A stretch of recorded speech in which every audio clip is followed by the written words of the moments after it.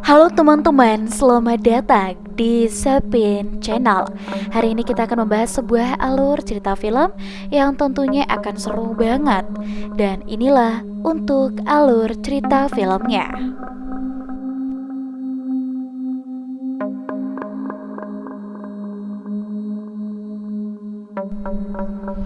Dalam sebuah wawancara, Yuni menceritakan tentang kisah kelam di masa lalunya terdahulu bersama seorang sahabatnya yang bernama Nuri.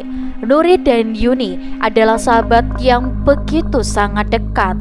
Namun, persahabatan itu harus terputus karena sebuah cinta seketika yang berujung menjadi malapetaka di antara mereka. Dan cerita ini dimulai menceritakan tentang Yuni. Pada suatu ketika, ibunya membawa Yuni kepada seorang dukun cukup terkenal. Bisa dijadikan Simbah adalah dukun garis lurus yang tidak menerima menyantet ataupun mencari pesugihan. Si Mbah hanya melayani kepada pasien yang mencari perlindungan ataupun ingin mencari jodoh. Ibunya meminta tolong kepada Simbah untuk menyatukan Yuni dengan suami yang dicintainya, yaitu Anton. Dalam ritual yang dilakukan, Simbah meminta Yuni untuk memakan jantung ayam yang masih mentah sebagai salah satu syarat yang harus dilakukan oleh Yuni. Lalu setelah itu Yuni harus mandi di laut pada malam hari. Dari mantra-mantra yang dibacakan terlihat juga sosok Gendruwo ada bersama mereka di sana. Lalu cerita berpindah ke 1 tahun kemudian, Jogja 1992. Keluarga Yuni adalah keluarga yang cukup berada di desa itu.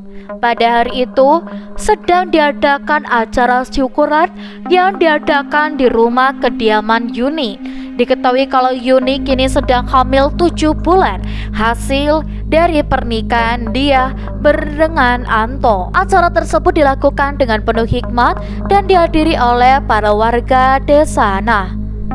Di akhir acara pada malam hari, datanglah seorang perempuan. Dia adalah Nuri. Jadi ternyata Nuri ini adalah istri pertama dari Anton dan Yuni istri yang keduanya. Tapi antara Nuri, Yuni dan juga Anton mereka tetap berhubungan baik. Terutama Nuri sebagai istri pertama cukup berbesar hati untuk mengizinkan Anton menikahi Yuni. Terlebih dari itu, ternyata antara Yuni dan Nuri ini adalah sahabatan. Nuri rela berbagi suami dengan Yuni. Hanya kekuatan cinta yang bisa menyatukan mereka bertiga. Diceritakan dulu Nuri juga sempat hamil, namun dia mengalami keguguran.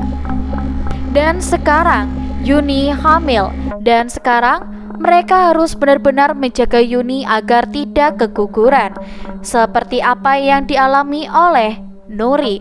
Walaupun di antara mereka bertiga terbilang cukup rukun, tapi ibunya Yuni masih ada rasa takut kalau Anton lebih berpihak kepada Nuri. Apalagi sekarang Anton sedang mengantarkan pulang Nuri.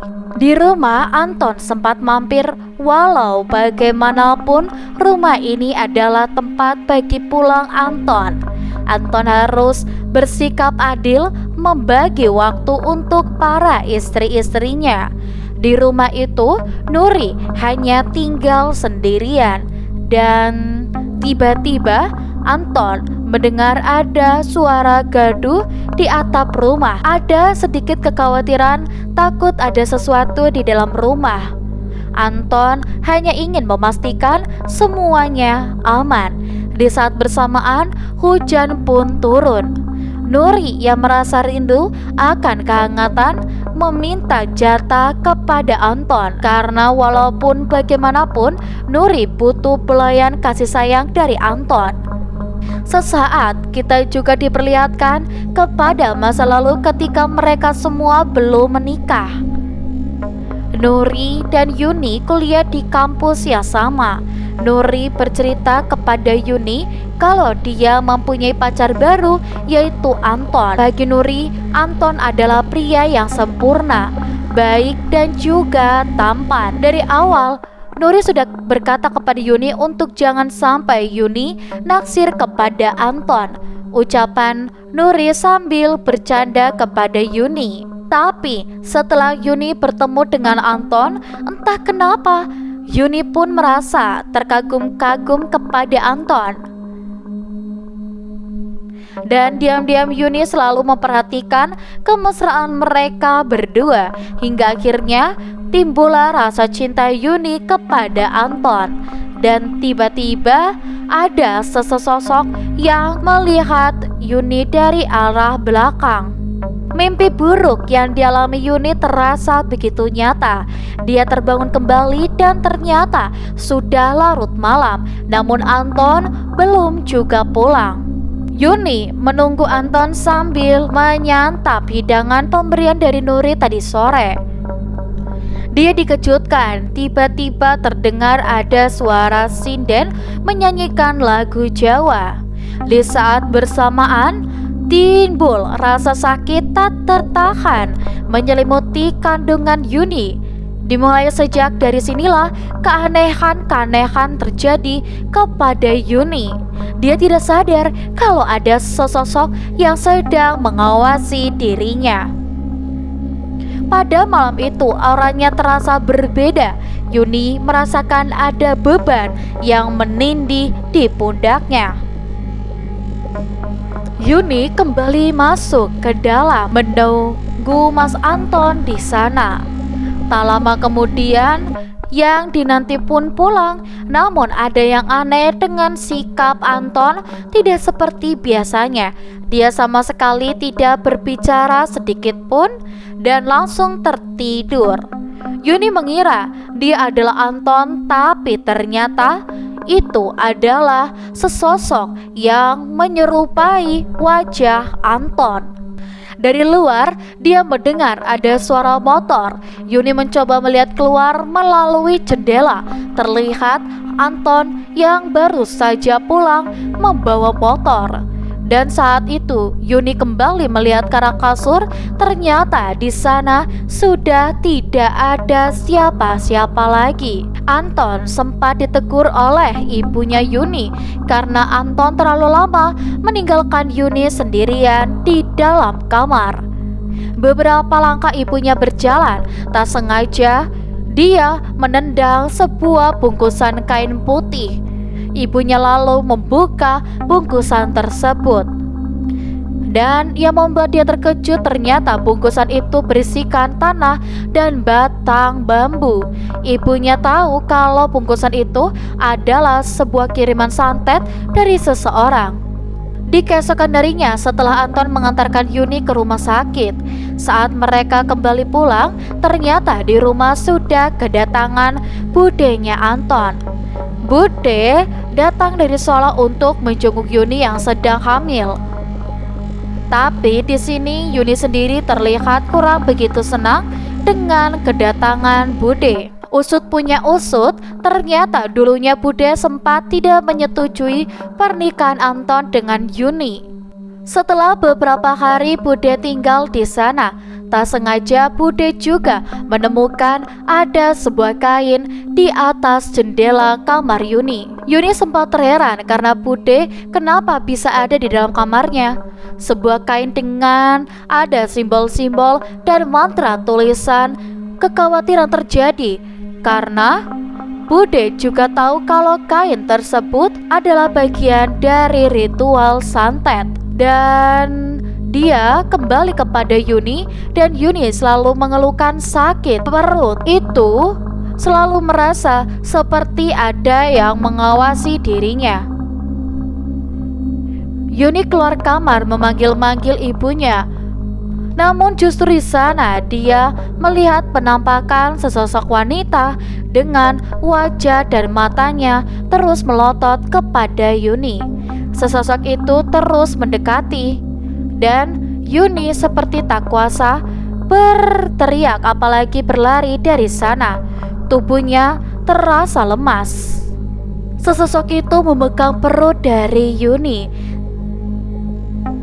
Tak lama, untung saja Bude melihat Yuni sudah terkapar dan kakinya sudah tertimpa oleh lemari. Dan Yuni merasa mual yang sudah tak tertahan lagi. Tak diduga ternyata Yuni memuntahkan rambut di dalam mulutnya. Bude dan ibunya pun sudah merasa kalau ini adalah kiriman santet dari seseorang untuk menyerang Yuni. Namun dengan kejadian itu menimpa kepada Yuni barusan, justru Yuni malah curiga kalau semua ini adalah ulahnya Bude. Anton kembali pulang dan dia mendapati keadaan Yuni sudah bertingkah aneh. Dan di sini Yuni seperti dirasuki, mendekati ibunya dan seperti menari-nari. Dan tidak hanya itu, Yuni juga bisa berjalan di atas tembok. Yuni yang dirasuki mendekati ibunya. Dia berkata kalau kehidupan keluarga Yuni tidak akan bisa tenang. Dan setelah itu, Yuni pun tersadar kembali. Takut keadaan semakin memburuk, ibunya kembali menemui Simbah. Dia menceritakan semua apa yang terjadi kepada Yuni. Dari penerawangan Simbah, memang benar kalau ada seseorang yang mengirim santet kepada Yuni. Tapi Simbah sendiri tidak tahu siapa orang yang mengirimnya. Simbah juga mengatakan kalau santetnya sangatlah kuat, sulit untuk dilawan. Simbah memberikan sebuah kendi untuk penangkal sementara waktu dari serangan santet itu. Sementara Simbah juga akan mencoba melawan dari jarak jauh. Tak pernah Simbah duga sebelumnya serangan itu justru menyerang balik kepada dirinya sendiri. Dan lawan yang dihadapi adalah Nyai Sinden. Tentu saja Nyai Sinden bukan lawan yang sepadan dengan Simbah. Bahkan Simbah juga tahu siapa Nyai Sinden. Simbah sempat meminta maaf karena dia tidak tahu serangan santet itu dari Nyai Sinden. Tapi semuanya sudah terlambat, peperangan sudah terjadi dan Simbah pun akhirnya tewas. Kembali ke rumah kediaman Yuni, gangguan kini terjadi juga kepada ibunya. Nyai Sinden menyerang kepada ibunya. Tiba-tiba ibunya sudah tidak bisa menggerakkan tubuhnya, bahkan mulutnya sudah tidak bisa tertutup kembali. Bude mencoba untuk menolong. Tak lama Yuni pun datang. Melihat keadaan ibunya saat itu, justru meyakinkan Yuni dan menuduh kalau apa yang terjadi kepada ibunya adalah perbuatan Bude. Yuni sangat marah dan mengusir Bude dari rumah itu. Anton mencoba melerainya dan menenangkan Yuni. Anton juga meminta maaf atas sikap Yuni kepada Bude. Tapi untung saja Bude bisa paham dan dia pun tidak marah kepada Yuni. Pada suatu ketika, Anton harus pergi keluar kota demi untuk pekerjaan. Pekerjaan tersebut sudah tidak bisa ditolak. Mau tidak mau Anton harus pergi, meninggalkan Yuni di rumah. Anton mengabari Nuri untuk datang ke rumah Yuni dan meminta kepada Nuri untuk menemani Yuni selama Anton pergi keluar kota. Anton pun pamit kepada kedua istrinya itu. Sungguh pemandangan langka ketika istri tua dan muda saling rukun dan saling membantu satu sama lain. Terlihat Nuri pun sangat tulus menjaga kehamilan Yuni. Nuri meminta Yuni mengantarkan ke dapur karena pada saat itu Nuri akan membuatkan bubur untuk ibunya Yuni. Namun keanehan terjadi kepada Yuni. Dalam penglihatannya, Yuni melihat Nuri memotong sayur itu sampai ke memotong jari-jarinya. Lalu tak lama Nuri menjadi aneh menghampiri Yuni dengan membawa sebilah pisau. Tapi pada kenyataannya itu hanyalah halusinasi Yuni saja. Semua kembali seperti semula saat mereka akan pergi ke dapur. Yuni merasa situasi yang dialami sekarang seperti sudah pernah ia alami. Dan kejadian itu terulang di mana Nuri kembali menyerang dirinya. Seperti ada petunjuk bagi Yuni kalau ada niatan jahat, Nuri Dan tapi saat itu Yuni masih beranggapan kalau itu hanyalah halusinasinya saja dan tidak curiga kepada Nuri. Ketika ibunya mengetahui kalau Nuri tinggal bersama mereka, ibunya tahu kalau ada rencana jahat yang sedang direncanakan oleh Nuri. Berhubung dia tidak bisa berbicara, ibunya mencoba untuk memberikan isyarat kepada Yuni. Namun sayang Yuni tidak mengerti, malah mengabaikan isyarat tersebut. Tiba-tiba Yuni mulai merasakan sakit yang tak tertahan lagi di perutnya. Dia mencari Nuri untuk meminta bantuan. Nuri lalu memberikan sebuah minuman yang sudah diracik, berdalih kalau itu adalah jamu dan baik untuk kehamilan Yuni. Di lain sisi, Bude tak acuh begitu saja. Dia yakin kalau ada yang tidak beres di rumahnya Yuni. Dia mencari Simba untuk meminta bantuan soal apa yang terjadi kepada ibunya Yuni. Naas di sana, Bude hanya menemukan Simba yang sudah tewas dengan cara mengenaskan. Puncak dari serangan ini saat malam menjelang Yuni tertidur. Tiba-tiba tubuh Yuni terangkat dan janin dalam perut itu berpindah ke area punggung. Seperti apa yang terjadi di film Susana, Nuri datang melihat keadaan Yuni sudah tidak berdaya lagi. Pada saat itu Yuni belum tahu rencana jahat yang akan dilakukan oleh Nuri. Setelah Nuri kembali membawa baskom berisikan air, di sini Yuni akhirnya sadar kalau semua yang terjadi kepada dirinya adalah ulah dari Nuri sendiri. Dendam Nuri yang selama ini terpendam kepada Yuni sebentar lagi akan terbalaskan. Nuri akan mengambil bayi yang ada di dalam kandungan Yuni. Sekuat tenaga yang tersisa, Yuni masih berusaha untuk memberontak. Tapi apalah daya, Yuni yang lemah sudah tidak bisa lagi melawannya. Dan akhirnya Nuri berhasil mengambil bayi tersebut. Nuri membawa tubuh Yuni ke pekarangan rumah belakang dan memasukkan tubuh Yuni ke dalam kuburan. Sementara Bude tak berhenti berusaha untuk menyelamatkan keluarga Yuni. Dia mencari bantuan kepada seorang ustadz dan membawa ustadz kembali ke rumahnya Yuni. Namun keadaan di rumah sudah sangat sepi dan tidak ada satu orang pun di sana. Sampai ustadz melihat ada bekas darah di lantai. Ustadz mengikuti arah dari bekas darahnya dan akhirnya Ustadz menemukan tubuh Yuni ada di dalam kuburan. Untung saja Yuni masih hidup, dia hanya pingsan setelah bayinya diambil oleh Nuri.